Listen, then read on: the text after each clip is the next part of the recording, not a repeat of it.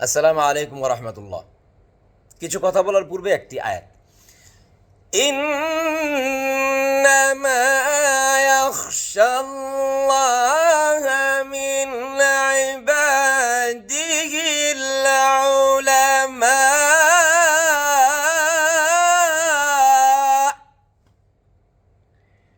নিশ্চয়ই যারা উলামা, যারা আলেম, তারা আল্লাহকে ভয় করে।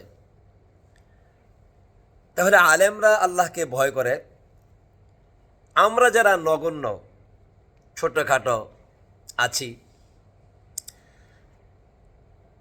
আল্লাহকে ভয় করার যে বিষয়গুলো কেন ভয় করতে হবে সেটা আলেমরাই জানে। এবং আলেমদের ভয়টা খুবই চূড়ান্ত পর্যায়ে হয়। আলেমরা একটা ভুল করলে সেই ভুলের জন্য চোখের পানি ফেলে কাঁদে, আফসোস করে হাজারো বার, যেটা অন্য কারো দ্বারা হবে না। সুতরাং আমি আপনাদের কাছে অনুরোধ করব, ছোট্ট মানুষ হিসেবে কোনো আলেমকে নিয়ে ব্যঙ্গ করে, কটাক্ষ করে, কুচ্চা রটিয়ে তাদের বিরুদ্ধে ছোট ছোট কাটপিস ভিডিও বানিয়ে ছেড়ে মানুষের কাছে দিয়ে শুনে লাঞ্ছিত করবেন না। আমি জীবনেও করি নাই। কমেন্টসের মধ্যে দু একটা কথা বলি, কিন্তু ছোটোখাটো ভিডিও বানিয়ে আলেমদেরকে লাঞ্ছিত করা, কাটপিস করে তার কথাকে কেটে কেটে, আল্লাহর কসম, আল্লাহর কাছে জবাব দিতে হবে, প্রত্যেককে জবাব দিতে হবে। বিশেষ করে হক্কানে উলামায়ে কেরাম যারা আছেন, সকলকে ভালোবাসুন। কেন এক আলেমকে ভালোবাসবেন, একই ধারার আমরা আরেকজনকে আবার ঘৃণা করবেন কেন?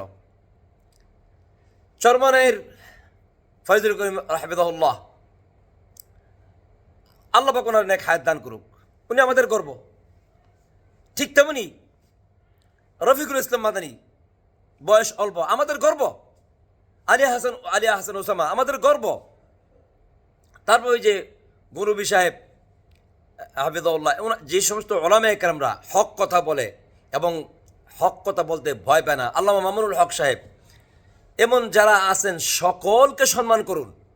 শুধু একমুখী হয়ে উমুকে এটা বললো কেন, উমুকে এটা বললো কেন, উনি চরমনার বিরুদ্ধে হয়ে গেছে গা, উনি হেফাজতের বিরুদ্ধে হয়ে গেছে গা, উনি মামুনুল হক সাহেবের বিরুদ্ধে, উনি উমুকের বিরুদ্ধে, এগুলি না বলে আমরা সবাই, যারা আমরা নিম্নমানের ছোট, আমার মতো নগণ্য ব্যক্তি, আমি যা মনে করি আর কি, আমাদের উচিত সবাইকে ভালোবাসা এবং যদি কারো কোনো ভুল থাকে সেটাকে শালীনভাবে, সুন্দরভাবে বলে দেওয়া।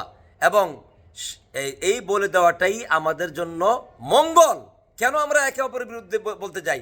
আমরা যখন বিরুদ্ধে করি তখন আমাদের চরম পর্যায়ের যারা বিরোধী, যারা নাস্তিক মুনাফিক, যারা ইসলামের শত্রু, যারা দুশ্মন, তারা তো আমাদেরকে আরও ভালো করে পাইছি। এই হুজুর যখন এই হুজুরে কইতেছে, তাহলে আমরাও গিয়ে একটু গুতা মারি।